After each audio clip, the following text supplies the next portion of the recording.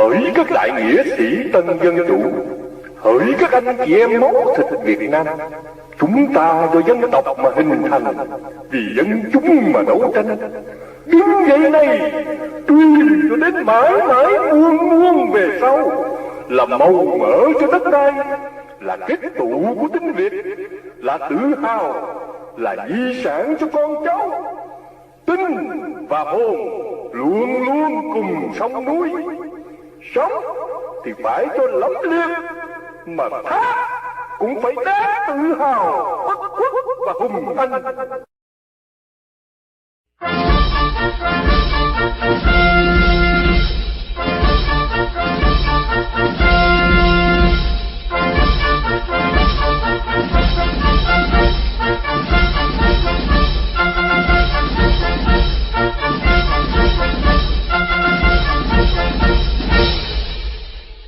Trân trọng kính mời Đức Quốc công Đào Minh Quân, Tổng thống Việt Nam Cộng hòa đệ tam, cùng tất cả quý đồng nhiệm trong chính phủ quốc gia Việt Nam lâm thời đệ tam Việt Nam Cộng hòa, làm lễ chào quốc kỳ quốc ca Việt Nam Cộng hòa. Bắt đầu. Cả chú ơi, chào tay, chào.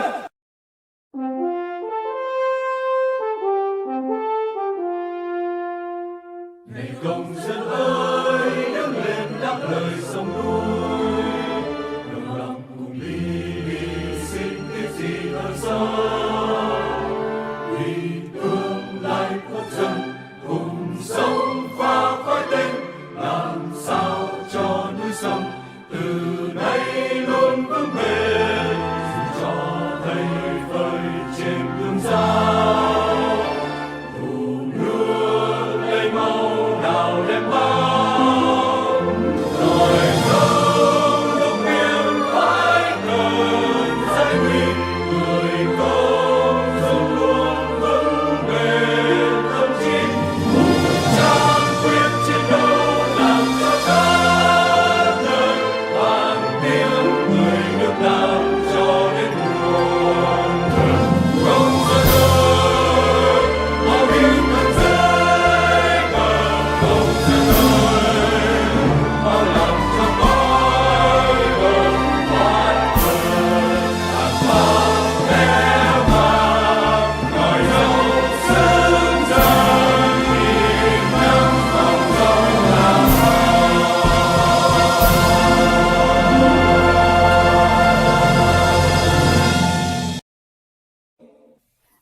Chúng tôi trân trọng kính chào Đức Quốc công Đào Minh Quân, Tổng thống Việt Nam Cộng hòa đệ tam, và kính chào quý khán giả.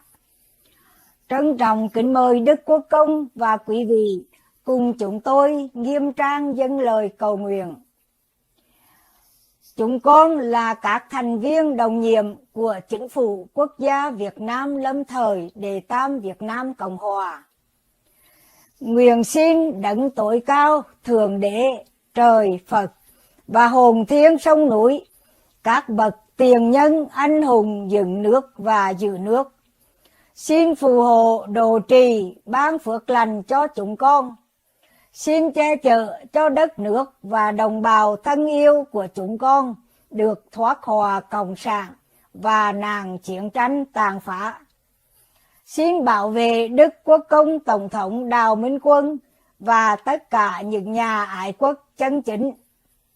Xin cho chúng con thêm khôn ngoan, đoàn kết, nhẫn nại, can đảm, sáng suốt để cùng với Chính phủ Quốc gia Việt Nam lâm thời đệ tam Việt Nam Cộng hòa dẫn đưa dân tộc Việt Nam vượt qua cơn hiểm nghèo đến bến bờ hạnh phúc, vinh quang, trường cửu, mọi nhà được an hưởng thái bình, thịnh trị của thời Thượng Ngôn Thánh Đức. Xin gìn giữ và tôi luyện cho chúng con tinh thần Việt Nam chân chính. Sống thì phải cho lẫm liệt, mà thác cũng phải đáng tự hào, bất khuất và hùng anh, đúng theo gương sáng của vị lãnh đạo tinh thần của chúng con đã tuyên xưng.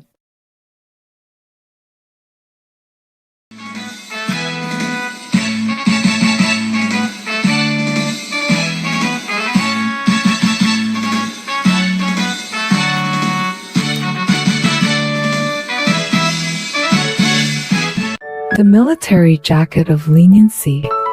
The ARVN soldiers put on their military jackets to confront communists. They weren't cold-blooded.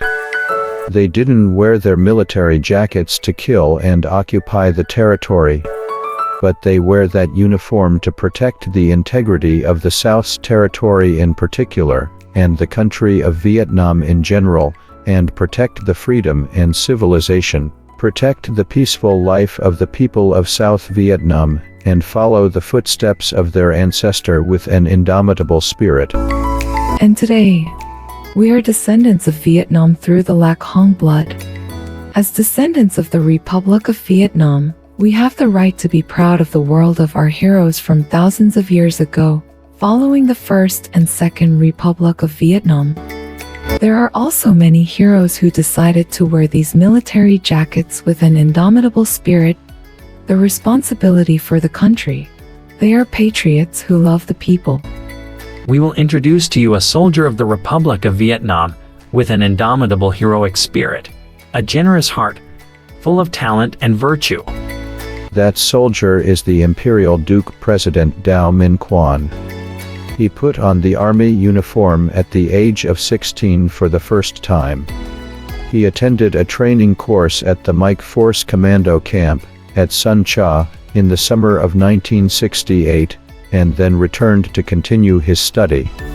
He graduated from high school and got the second baccalaureate in 1970, but submitted the first baccalaureate to enter the Thu Duc Reserve Officer School, Class 571st with the troop ID number 70 to 140,999.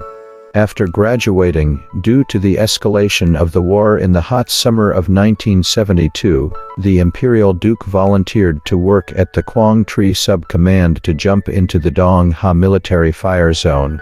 When the Vietnamese Communists occupied the ancient citadel, the Quang Tri Sub-Region Command had to withdraw to reside at La Lai, Hue Technical School. He asked to be transferred to the combat zone and was sent to the 122nd Battalion, stationed at the Citadel Line, at Bo Ben Bridge, by the Vinh Dinh River. Here, he accepted the task of being the commander of the Public Service Command Company of the 122nd Battalion and was the head of the 5th Board in the Political War Department of the battalion. When he heard that the Communists advanced their attack against Quang Tri, he asked to immediately establish a reconnaissance team consisting of 54 soldiers, including him, and was assigned to be the team leader, called Black Tiger. Go without a sound, return without a word. This team worked as pre-spies on special forces in the locality at the border area of the Dong Ha front line, belonging to the 1st Tactical Zone, and was tasked with hunting down communist oligarchs. In the fall of 1972, he captured Lê Duan alive, an important communist oligarch. This feat made an important contribution to the ARVN to break the communist reoccupation plot that year. His final rank with the ARVN was lieutenant. On a bright and quiet moonlit night, in the midst of vast mountains and forests, with insect sound, he and some soldiers in the company travel on a march, wearing a military jacket, an iron hat on his head, a gun on his shoulder boots. On a cold foggy night, they were marching through Bich La Thon, in the area where the two sides were fighting fiercely. The communists pretended by integrating with the people, pretending to be gentle, and it was difficult to distinguish. He suddenly saw a young communist soldier, about 13 or 14 years old, lying wounded with only his head seen in a pit in his thin bare body, and blood was seeping through his thin chest. At that time, Mr. Đào Minh Quang thought that this young communist was badly wounded and abandoned by his comrades. Feeling merciful, he stooped and reached out his hand to support the boy, but suddenly a flash of light accompanied by cold air. The communist boy quickly pulled out his machete hidden behind his back and raised his hand to slash, and the pith helmet on Imperial Duke head fell off. Fortunately, there was a plastic head inside. With a quick reaction, he took a step back, but could not avoid the machete. The cut hit him in the head, and although the wound was not very deep, it also made him bleed a lot. The action of the communist was very fast and very dangerous. The imperial duke took a step back and his subordinates helped him. Some other subordinates caught hold of the communist boy. They could not control their anger, intending to shoot him with the gun in their hand. However, in the pain, the imperial duke still thought of the boy's safety. Even though the boy tried to take his life, in his heart, he thought that the boy was also a victim of those who caused this war, and not his enemy. He promptly prevented his subordinates from shooting. On the contrary, he ordered them to help the boy bandage him to stop his bleeding, and then take him to the health department for treatment. Later, when the boy was healthy, he was brought to the Ministry of Recalling under the lenient policy of the Republic of Vietnam to learn and have vocational training to return to the righteous path. At that time, his subordinates were very surprised. Some people were displeased. They wanted justice for him and they didn't understand why he spared the boy, while a few minutes before, the boy had used a machete determined to take the imperial duke life. He explained to his subordinates to understand clearly the plight of the people in the north. They were oppressed, intimidated, and pushed by the communists into a life of poverty. They were starving and forced to join the army, including all the men, the youth, and even the teenagers who were still very young, like the sprouts which are just sprouting. They were still in school age, liked playing with friends in the afternoons, roaming on the corners of trees, dikes, and streams, etc. The Vietnamese communists were the henchmen of China, and they were too cruel to involve teenagers in the bloody invasion.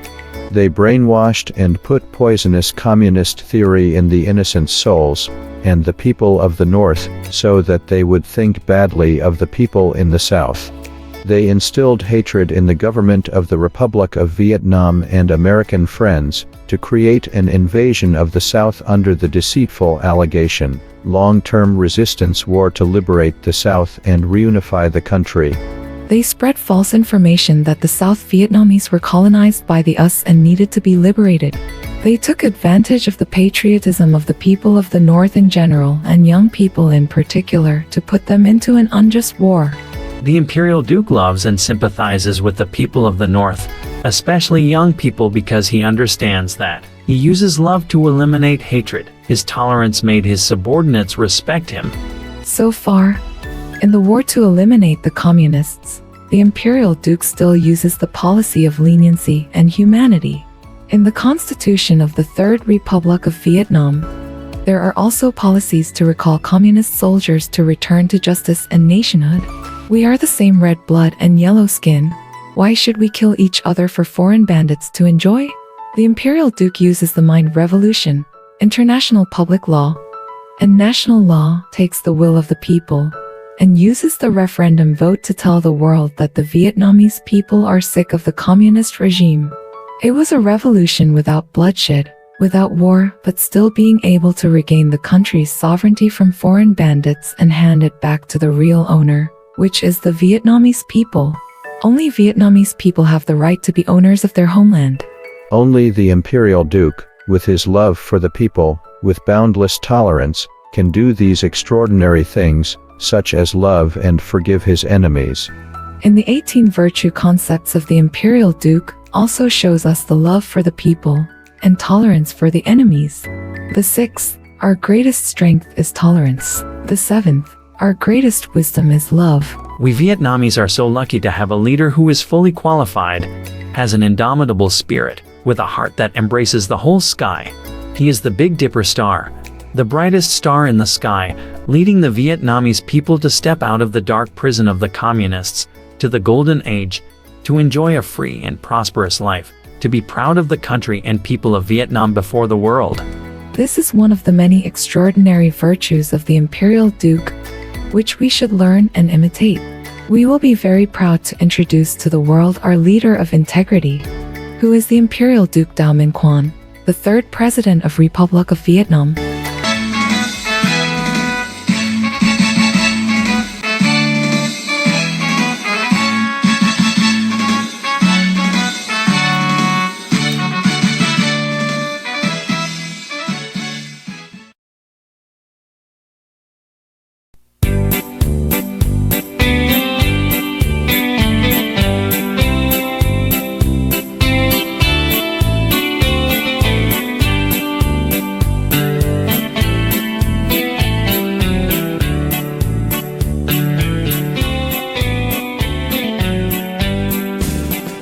Đào Minh Quân anh hùng cứu nguy dân Việt, quên thân mình ngày ngày chung lo việc nước.